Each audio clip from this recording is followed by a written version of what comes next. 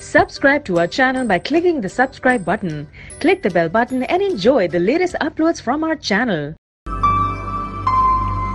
Life skill TV के तावन से हाज़िर खिदमत हूँ।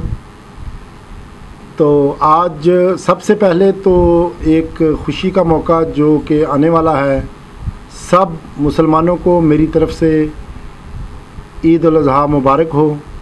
और इसके अलावा जो मुसलमान हज बैतुल्लाह के लिए वहाँ पे मदीना में और मक्का में पहुँच चुके हैं, उनसे भी गुजारिश है कि वो भी हमें दुआओं में ख़ुसूसी तौर पे याद रखें और अल्लाह ताला उनकी हाज़िरी कबूल करे और इस मुबारक महीने के सदक़े अल्लाह ताला हम सब मुसलमानों को उस पाक धरती को देखने की सादत नसीब करे। जी नाज़रीन, एक बार फिर आपको एडवांस बकरा ईद मुबारक हो। लेकिन बकरे से याद आया कि हाजमा तो ज़ाहिर है इस ईद पे आपका यकीनन बहुत सारे लोगों का ख़राब हो जाता है, शायद खाने की वजह से या खाने के इंतज़ार की वजह से, दोनों सूरतों में ऐसा हो सकता है।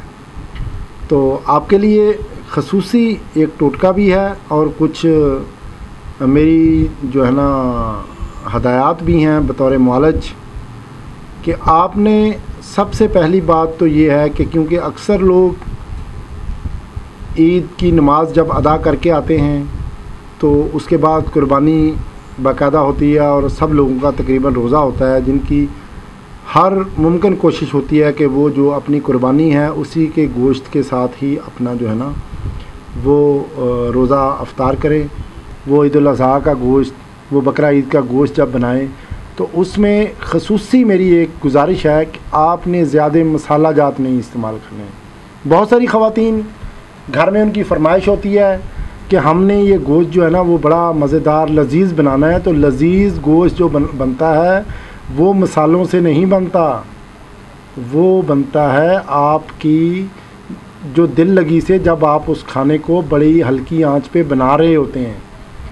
मेरी आपसे गुजारिश है कि आप अगर सिर्फ़ और सिर्फ ब्लैक पेपर, काली मिर्च, हल्का सा नमक, जो मौसम के मुताबिक आजकल आपको पता है हर बंदे को ब्लड प्रेशर का मसला है, और इसी तरह बड़ी इलायची, ये चीज़ें सादा से मसाले जो हैं साबुत लें और उनको हंडिया में बनाएं। मिट्टी के बर्तन का इस्तेमाल करें और हल्की आंच पे उसको चूल्हे पे जला दें। आप देखेंगे टाइम ज़रूर लगेगा, लेकिन उससे जो लज्जत आएगी वो शायद आपको जो मार्केट में जो आप मसाले लेके उसमें डाल के वो बनाएंगे, शायद कि उन चीज़ों से वो इतना आपको मज़ा नहीं आएगा। बहुत सारी चीज़ें, मकसद छोटी इलायची भी लोग ऐड कर सकते हैं, कोई उसमें नहीं है। जलवतरी है वो भी आप इस्तेमाल कर सकते हैं। पुराने दौर में ये सारी चीज़ें इस्तेमाल होती थी। जिंजर का, अदरक का इस्तेमाल करें, ये जो लहसुन है देसी उसका इस्तेमाल करें। मकसद प्रॉपर जो पुराने दौर में जो ख़वातीन बनाती थी गोश्त, और वो हंडिया में बनता था, मट्टी की हंडिया में होता था और उसकी लज्जत भी कुछ और होती थी और हल्की आंच पे टाइम ज़रूर। अब क्या है, ख़वातीन जल्दी से कहेंगी कि कुकर में इसको हम स्टीम करें, ये गल गया है, बस जल्दी से इसको मसाले जो बाज़ार से लेने हमने वो डाले और लजीज चटपटा बना के और आपके सामने रख दिया, जिससे आपको एसिडिटी, मैदे में जलन, अफारा, और आपने भी मज़े में वो खा लिया, लेकिन वो जूद हज़म नहीं हुआ, बल्कि उस मसाले ने आपके जिस्म में और तलखी और जो है ना घबराहट आपकी बॉडी में जो है ना वो पैदा करनी शुरू कर दी। एक ख़ास ख्याल कीजिए जो बहुत ही आपकी सेहत के लिए मौजू होगा, अच्छा होगा, कि दही ले लें।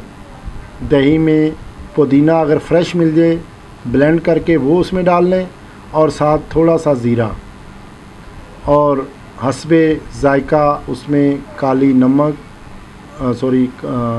मिर्च और नमक भी ऐड कर लें, लेकिन बहुत हल्की मिकदार में।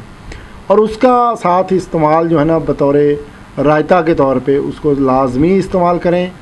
बहुत सारे लोग खीरे के भी शौकीन होते हैं, खीरा खाने के, उसको भी आप पीसेस करके छोटे छोटे या क्रश करके उसको भी उस दही में ऐड कर सकते हैं, ताकि वो जो गोश्त आपने खाना है उसकी हिद्दत जो है वो आपकी बॉडी को ज़्यादा ना हो और वो इतदाल पे रहे। और जो आप रायता वगैरह आप साथ इस्तेमाल करेंगे वो उस गोश्त को जूद हज़म करेगा, आपके उस गोश्त को जज़्वे बदन बनाएगा और उससे यकीनन आपकी सेहत जो है उसमें कोई ख़राबी पैदा नहीं होगी। वही खाएं जो आपका बदन एक्सेप्ट कर रहा है।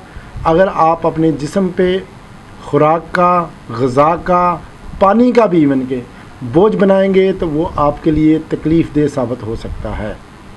और पानी का इस्तेमाल कोशिश करें खाने से पहले करें, और उसके खाने के दौरान भी अगर पीना चाहें तो पी लें, लेकिन बाद में कोशिश करें कि कोल्ड ड्रिंक्स और ये चीज़ें जो हम पी रहे होते हैं इनसे परहेज़ ही किया जाए। अगर आपने लाजमी ही पीनी है तो कुछ वक्फ़ा कर लें, उसके बाद आप कोल्ड ड्रिंक्स इस्तेमाल कर लें, उसके बाद आइसक्रीम। एक तरफ आप गरम गरम गोश्त खा रहे होते हैं, दूसरी तरफ ऊपर से ठंडी ठंडी आइसक्रीम, ठंडी ठंडी कोल्ड ड्रिंक्स, तो बेचारा जो छोटा सा मैदा है आपका वो क्या करेगा, किस चीज़ को एक्सेप्ट करेगा। सबसे अच्छी बात बता दूं आपको कि आप जितना भी गोश्त खा लें इंशाल्लाह वो सारा हज़म हो जाएगा। आपने लेमन जूस जिसको हम शिकंजबीन कहते हैं, बाद में खाना खाने के बाद नॉर्मल टेम्परेचर में पानी हो, ये नहीं कि इतना ठंडा पानी हो कि जनाब आइस बनी हुई है, ऐसा नहीं। 1 या 2 लेमन एक गिलास में डालें और सोडे की बजाय, कोक की बजाय, स्प्राइट की बजाय या किसी और ब्रांड की बजाय बेहतर होगा कि आप ये लेमन वाला जूस पी लें अगर आपने ठंडा ही पीना है तो, शिकंजबीन। अगर आप कहवे के शौकीन हैं तो फिर खुश्क किया हुआ पुदीना हो घर में, अगर पानी गर्म करें केटल में, जब वो अच्छी तरह बॉयल हो जाए उसमें छोटा सा पीस अदरक का या सूंड का कूट के डाल दें और सब्ज़ पुदीना, और एंड पे उसमें लेमन ऐड करके वो पी जाएँ। आप देखेंगे कि इंशाल्लाह आपका हाजमा ऐसे दुरुस्त होगा और जो खाया पिया वो हज़म भी हो जाएगा और आपका जुज़्व बदन भी होगा और कोई इंशाल्लाह नुकसान नहीं होगा इससे। तो मेरी गुजारिश है आप लोगों से, इस ईद की खुशियों के मौका पर हमें भी दुआओं में याद रखिएगा। इंशाल्लाह ताला अल्लाह ताला आपको सेहत कामला देगा और आपका खाया हुआ बकरा ईद का गोश्त जो है वो हज़म भी हो जाएगा। अल्लाह हाफ़िज़।